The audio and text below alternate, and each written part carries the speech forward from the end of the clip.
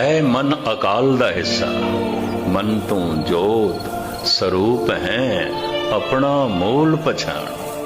है ते अकाल दा हिस्सा, भटकदा काल विच है। मन अकाल हो सकता है तो काल दा रूप भी हो सकता है। अगर काल दे भटकदा रहा तो बार बार शरीर मिलता रहेगा। इसे नूं कहंदे ने आवागमन, बार बार जमदा रहेगा, मरदा रहेगा, जमदा रहेगा। ये बार बार वाहन इसनों मिलेगा।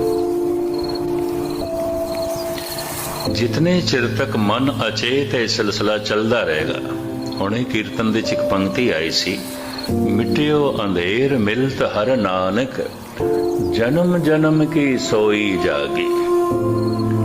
शरीर रात नूं सौ जांदा है, सवेरे जाग पैंदा है। ये मन ते कई जन्मां दा सुत्ता पिया।